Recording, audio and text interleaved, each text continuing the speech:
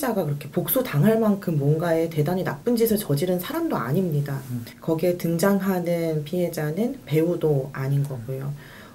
하나의 피해 증거이자 피해 현장인 것인데 그것을 포르노라고 이름 붙이는 것에 대한 문제적인 지점이 있다고 생각합니다.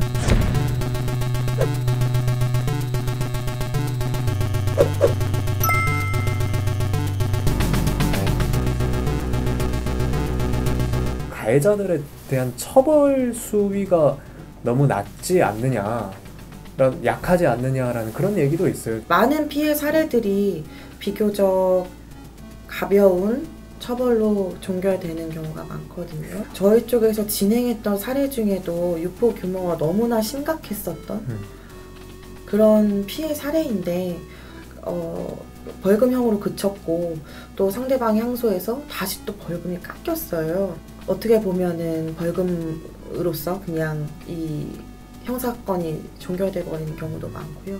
내가 이만큼 합의금을 줄 테니 합의하자. 합의를 강요하고 요구하고. 사실 이 리벤지 포르노라는 게 나쁜 것이고 문제가 있다는 거는 모든 사람이 인정을 할 수 있는 거잖아요. 이거는. 그런데도 이런 피해가 계속 일어나고 있는 원인은 좀 뭐라고 보세요? 그러한 피해 촬영물을 소비하고 싶어하는 사람들이 존재하기 때문이라고 생각합니다.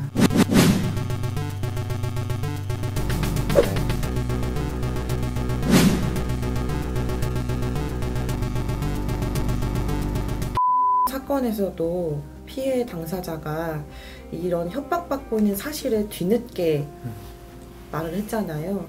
이게 공론화되었을 때 자기 자신이 어떤 방식으로 소비되고 낙인 찍어질지에 대한 공포가 있었을 것이라고 쉽게 추측할 수 있을 것 같습니다.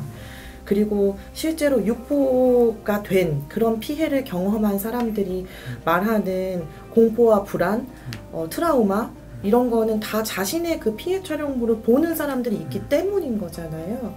지금 수요자에 대해서는 뭐 정확하게 이런 규정이나 이런 걸 저는 못 본 것 같거든요. 아청법의 경우는 아동 청소년 이용 음란물임을 알고 소지만 해도 그냥 갖고만 있어도 처벌이 됐거든요. 근데 피해 촬영물도 그렇게 해야 마땅하다고 생각합니다. 그것이 범죄 영상인데 갖고 있을 이유가 없잖아요. 그래서 나아가 그렇게 아청법처럼 강력한 법제도가 구성되어야 하고 그런 방향으로 나아가기를 저희도 희망하고 기대하고 있습니다.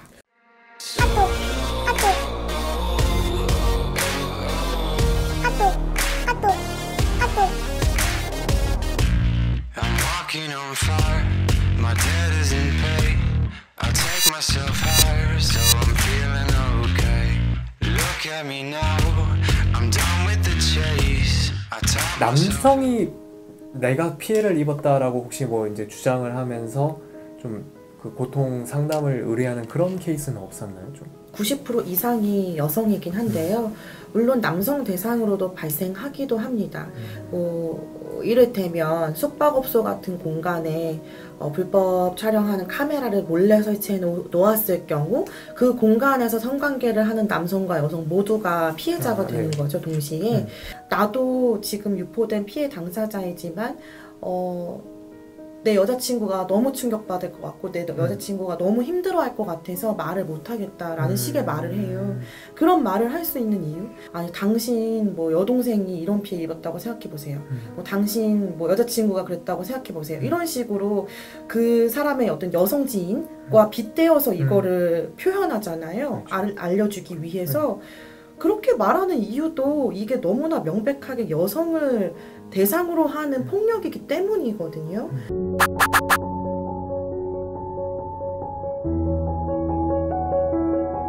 근데 그런 상황에서 외부적인 환경들이 자꾸만 당신에게 왜 그랬느냐라고 물으니까 피해자는 죄책감을 느낄 수밖에 없는 것이고요. 죄책감을 느끼도록 또 사회가 만들기도 한다고 생각합니다.